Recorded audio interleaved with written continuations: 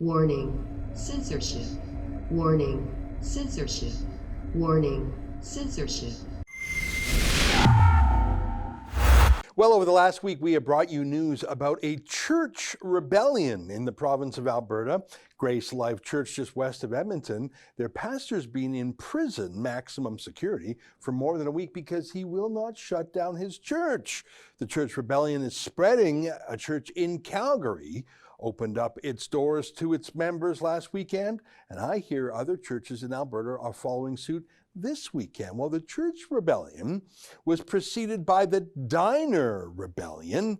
Small town Alberta diners where everyone knows everyone and people aren't as panicky as the city folk who have embraced the lockdowns. Right. These small towns in places like Mirror, Alberta have said, you know what? We're done with lockdown. We're going to open up. And Chris Scott of the Whistle Stop Diner in Mirror, Alberta, led the diner rebellion. Sheila Gunn-Reid covered that story very well. We actually crowdfunded a lawyer for the Whistle Stop, and incredibly, Alberta Health Services, the punitive arm of the lockdown cops, suddenly abandoned their legal action against the Whistle Stop. An enormous victory. Credit, of course, to Chris Scott, the brave owner, and thanks also in part to our own Sheila Gunn-Reid, who helped spread the word and I think helped the staring contest with Alberta Health Services. Joining me now via Skype from his restaurant is Chris Scott, the brave restaurateur. Chris, congratulations, and what a vindication of your risk to put yourself at physical and commercial risk. You could have been jailed like the pastor, but in the end, the government blinked. Yeah, thanks, Ezra. That was pretty cool to see that, and I didn't see it at first either. As a bunch of people ended up phoning and texting, and they said, "You got to turn on the news. Look what's going on." And I was really surprised to see AHS made a statement like that. Now, why do you think that happened? I haven't had a chance to talk to your lawyer, Chad Williamson. He fought like a tiger for you. He gave us a report after he went to court. He was demanding to cross-examine the government and look at their science. He fought like I don't think any lawyer in Canada has fought. Why do you think the government blinked and just dropped its case against you altogether? Now, I understand there's still some possible summonses out against you, so you're not 100% in the clear. But why do you think Alberta Health Services just suddenly walked away? I thought they wanted to make an example out of you. Why do you think they blinked? Well, I don't want to speculate too much, but in my opinion, if you're going to go to court and you don't have any grounds to do what you've done, then why would you want to continue? Now, let me ask you, why do you think they're cracking down so hard on that Christian pastor up there in west of Edmonton? And I know it's a different situation. You probably don't have any connection at all, but just as a layman watching the news like I am, I've never spoken to that pastor either. I'm just watching it. Why do you think they're actually jailing him but not you? And by the way, I'm glad they're not jailing you. I think it's wonderful that they caved in. Why do you think they're going so hard line? It's the same Alberta Health Services, by the way, that are going after him that went after you. And I don't want them to go after anyone, but I'm trying to make sense of the fact that there's a guy sitting in prison now for more than a week. Why do you think they're going so heavy on him? I think it's a power play. I think it's about intimidation. And we heard Jason Kenney talk about how he wasn't happy with what's going on, and he was going to look at tougher enforcement actions and maybe even incarceration. So I think they're trying to scare people and get them to fall into line. Tell me about the town of Mirror. I got to know some of the people in town just by watching Sheila's video. She interviewed so many people who came through your store. They were showing some courage too, because each of them could theoretically have been fined or ticketed in some way too. How have they been? I mean, they were very brave and they seem to be wonderfully supportive. What do they have to say about the whole thing now that it's a few weeks later? Well, it's mixed reviews, just like anything else. There's a group of people that are really happy, and there's a group of people that are, they're not so happy with what I did because I broke a rule, so they don't like that. And apparently, nobody lives in a glass house and they can throw stones or something. But for the most part, people have been really, really supportive. There's a ton of support from all over Alberta. We've had people travel here from BC, from Saskatchewan. We've had people from Ontario here. just they're in the province for one reason or another, and they make the trip to the Whistle Stop Cafe in Mirror to have a burger and say thank you for what we're doing. So the amount of support that we've received is absolutely overwhelming. Yeah, I thought it was very exciting when 3 helicopters made the journey. The guys sat down and come in for lunch. I just thought that was pretty cool. That was sort of a Hollywood moment. Hey, let me ask you this, and you don't have to answer me on the air, because I know the last time we had a conversation, you were talking about not letting this spirit of freedom go. And I don't know if you're ready to say anything publicly, or if you want to just cogitate on it more privately or consult with folks. But do you think that there's more work that needs to be done either in Alberta or in the restaurant industry? I mean, out here in Toronto, I got to tell you, restaurants are completely closed, have been for months. Like the lockdown's still really harsh in some parts of this country. Small business associations, pretty quiet. Restaurant associations, I don't know. Sometimes it seems to me like they're being co-opted by the people they're supposed to lobby. Like you'd think the restaurant people would be fighting like hell against politicians. I haven't seen it. I haven't seen the class action lawsuits. I haven't seen the PR campaign. Do you feel like you have a larger political role, or are you just going to catch your breath and get back to life in Mirror running the Whistle Stop? And you don't have to, if you're still thinking these things, or if there's still confidential things, don't feel the need to say them publicly, but just what's your mood right now, really? Well, unfortunately, the reality is there's no going back to regular life through this. Mm-hmm. This isn't about restaurants. It's not about gyms. It's not about churches. What this is about is if you dig deep and you find out why this is even allowed to happen in a country like Canada, we've got some major constitutional issue.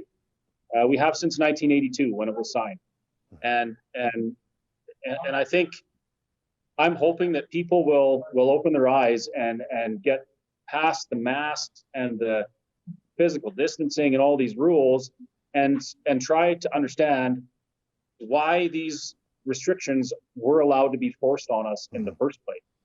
That's, to me, it's so much bigger than my restaurant. So yeah, there's no going back to normal now. When you see something like that and you realize the implications that it could have in the future to every Canadian, that's a really scary thing. And you look right now what's happening to the country. People are paralyzed with fear, and it's not a justified fear. It's a justified fear because it's been shoved down everybody's throats for the last year and a bit. Mm-hmm. We've seen all sorts of fraudulent information, fraudulent videos shown on the mainstream media. And these things, they're absolutely paralyzing people to the point where they won't go visit their 90-year-old mother who may be dying in the next 3 or 6 months anyway, because they're scared of a virus. Yeah. So yeah, it's a lot bigger than just me, for sure. Yeah, I think you're right. Hey, let me ask you one last question. We've talked a little bit about the grassroots support you've received both in Mirror, Alberta, and even across the country. A couple of weeks ago, there was something called an End the Lockdown Caucus or a Freedom Caucus or something like that.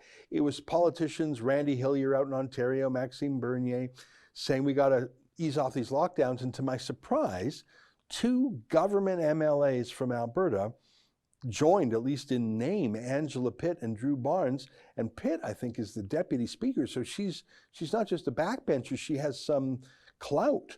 I found that interesting. Did they ever express any support? Did you ever get political people with skin in the game to stand with you, or were they too afraid? Like Pitt and Barnes joined this group, but did they ever write to you or phone you? Did your local mayor or MLA or MP ever support you? Did anyone in any position of power support you? So at the risk of offending anyone, because I may have missed messages, I mean, we get probably close to 400 or 500 messages a day. It's entirely possible that Drew Barnes or Angela Pitt have reached out. I haven't seen the messages. I haven't received any phone calls or anything yet. Now here's the interesting part. I have had conversations with members of parliament, and not just my own, with MLAs and other people in government positions. I've had conversations with doctors and other positions that are in positions of influence within AHS. And every single one of them has expressed their support for what we're doing. And they've all said the same thing regarding what's going on, is there's no reason for this. But unfortunately, for one reason or another, nobody's willing to stand up and say it publicly. Now, I imagine that a lot of these people, you know, the pressure unions put on people, right? We've seen that in the past. We saw that with the NDP government last election before UCP here. So the fear isn't just about a virus. The fear is about going against the status quo, being singled out and persecuted for it. Yeah, that's a great point. I think that's affecting a lot of people in the establishment because it's such a uniformity of opinion on that. Well, listen, even if no big shots stand with you, sometimes you can win a battle with a lot of little shots. An army of Davids can beat a Goliath. And I want to say thank you to all our Rebel viewers, if I may, who chipped in to help crowdfund Chad Williamson, who, from what I could tell, fought like heck for you. And I mean, the results speak for themselves, I guess. We'll keep supporting you, and I can speak on behalf of, you know, Rebel News, and I think I speak for our viewers when I say we'll keep backing you. And I know there's other restaurateurs in the province and other churches in the province. Anyone who gets these outrageous tickets, they can go to fightthefines.com, and we'll do our best to help them. Was that help something? Do you think that tipped the balance for you, having a lawyer who just went full tilt? Do you think that, did that give you the courage at least, or some strength, or like, how important was that? I want to praise, if it's appropriate, I want to praise our viewers for chipping in. Yeah, that was absolutely vital in this. If I didn't have someone like Chad and Williamson Law and the other lawyers that have worked with me and for me through this, there's no way we would have had the results we did. So it's very important. What you and the Rebel have done, sticking up for the little guy through this, it's vital for sure. Well, I'm glad to hear it, and I think Chad is one of the toughest lawyers we have. He's got that cowboy freedom mindset, which I really like, and we want to deploy him to help other restaurateurs, and of course that's only possible through the support of our viewers. So folks, if you like what Chris is saying here, if you like the fact that we help him win in court, please consider chipping in to fightthefines.com. Chris might still have a couple of outstanding legal matters with the RCMP. We'll help him with those if he does. But I know there's another restaurant in Bashaw, Alberta, that has a legal situation. And of course, there's the churches. Chris, we wish you lots of strength. Always phone or email Sheila if there's another issue. She'll be down there, as you know. And I look forward to finally coming by Mirror one day and getting one of your patented zombie burgers. I'll stop eating like a day in advance because I got to make room for the biggest burger I ever did see. So I look forward to meeting you in person one day. Congratulations on the win. And thank you to our viewers who crowdfunded the lawyer that, as you heard Chris himself say, really tipped the balance in the court. So congrats to you, Chris. Thanks, Ezra. Right on.